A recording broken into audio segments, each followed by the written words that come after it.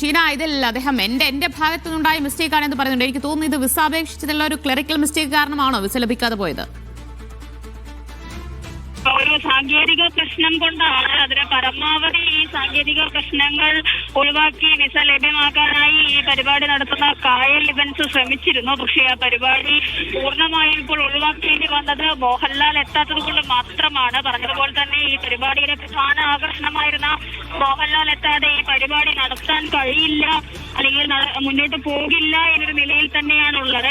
ഈ ഗായകരായിട്ടുള്ള ഇത്രയും സ്റ്റീഫൻ ഡേവിസിയും അടക്കമുള്ളവർ, മനോജ് കെ ജയൻ, അതേപോലെ തന്നെ അജു വർഗീസ്, അങ്ങനെ എല്ലാവരും ഈ വേദിയിൽ അവിടെ ഓസ്ട്രേലിയയിൽ എത്തിയിരുന്നു. നേരത്തെ തന്നെ എത്തിയിരുന്നു. കൊച്ചിയിൽ പലതവണ 2-3 തവണ ഇവരുടെ റിഹേഴ്സലൊക്കെ നടത്തി വലിയ ആഘോഷമായി നടത്താനിരുന്ന ഒരു പരിപാടിയാണ്, ഒരു ഇവന്റ് ആണ്. ടിക്കറ്റുകൾ എടുത്താണ് പലരും, വലിയ തുക കൊടുത്ത് ഒരു ടിക്കറ്റ് എടുത്താണ് പലരും ഈ പരിപാടിക്ക് ബുക്ക് ചെയ്തിരുന്നത്. അങ്ങനൊരു സാഹചര്യത്തിലാണ് ഇപ്പോൾ ഈ പരിപാടി മാറ്റിവെക്കേണ്ടി വന്നിട്ടുള്ളത്. കൃത്യമായി ഏത് ദിവസമാണ് നടത്താൻ കഴിയുക എന്ന് പോലും പറയാൻ കഴിയാത്ത ഒരു സാഹചര്യമാണ് ഇപ്പോൾ നിലവിലുള്ളത്.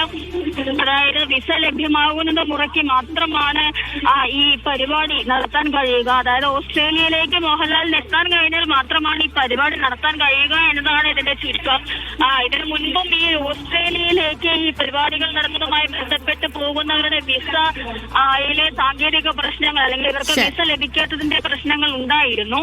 ഇതിനു മുൻപും ഈ മോഹൻലാലിന് വിസ ലഭിക്കാത്തതിനെ തുടർന്നാണ് സിഡ്നിയിലെ ഷോ ഇപ്പോൾ മാറ്റിവെച്ചിരിക്കുന്നത്. അവിടെ നിരവധി താരങ്ങൾ എത്തിയിരുന്നു. സ്റ്റീഫൻ ഡേവിസി, KS ചിത്ര, അജു വർഗീസ് ഉൾപ്പെടെയുള്ള താരങ്ങൾ അവിടെ എത്തിയിരുന്നു. പക്ഷേ മോഹൻലാലിന് മാത്രം വിസ ലഭിച്ചില്ല. അദ്ദേഹം എത്താത്തതിനെ തുടർന്നാണ് ഇപ്പോൾ സിഡ്നി ഷോ മാറ്റിവെച്ചിരിക്കുന്നത്.